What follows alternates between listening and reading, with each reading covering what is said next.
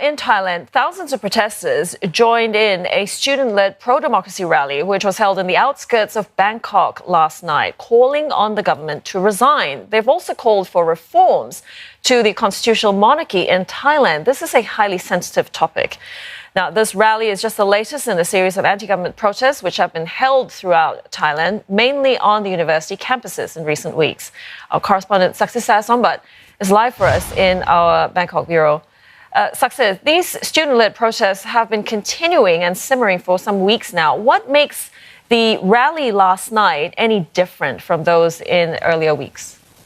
Yes, Christine, as you said, we had seen these rallies, these student-led pro-democracy rallies for quite some time, for quite some weeks now, and they have been mostly calling for the government to resign and for a new constitution because they are saying that this government is not a true democratic government. But they have upped the ante last night. There have been thinly veiled references to the monarchy before that already, but last night has upped the ante and they are fully openly confronting and openly criticizing the royal institution, calling for its powers to be curbed in the political structure that we have here. The Thai monarchy, for those that do not know, is officially to be above politics and not to intervene in politics, but it has still some considerable influences over the decades. It has been the case with King Rama IX, and it has also been the case with his son, King Rama X. So this is what we are looking at here. So basically the students, in a very unprecedented move, they have been calling for the complete wholesale overhaul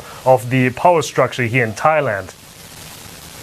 Saksit, this is not the first of student-led protests and demonstrations in the history of Thailand. Are there any concerns from institutional quarters as to the momentum gathering? I mean, what kind of reaction realistically can we expect from the government?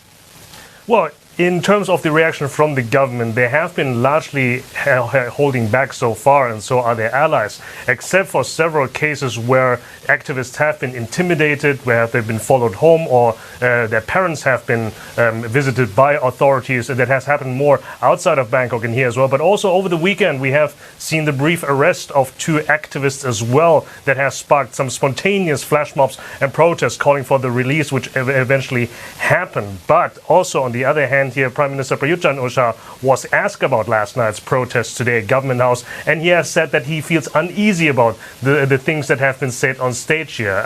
And also you have to keep in mind here that, as I said, the monarchy is officially a highly revered institution here in Thailand, and it is something that ultra-conservatives and ultra-royalists are defending it very hard. And one of those people is actually the army chief, General Apirat Kongsompong, who sees himself as the ultimate defender of the monarchy. He has said last week already that the pandemic of COVID, the disease of COVID, can be cured, but not the disease of hating the nations. So it goes very clearly see that he sees dissidents as people that are hating the nations. And also the problem here is that, why is this unprecedented? We have a lèse majesté law here in Thailand that criminalizes defamation and insults to the monarchy with up to 15 years. Now, just to be clear, nobody of those activists so far have been charged with that crime. But then we can already see the echo in Thai media. They have been pretty muted. They have not really talked about the contents of the demands of the manifesto that was read out last night here. So it already goes to show that we are very much in uncharted territories. However, there are more protests being announced already in the upcoming days here. And even though in the media echo might be silent, but on social media the debate has been very heated up. And if anything, the doors have been now thrown wide open and the genie is out of the bottle, and it will be very difficult to get that genie back into the bottle. Saksit Sombat, we appreciate that guidance and context in Bangkok today.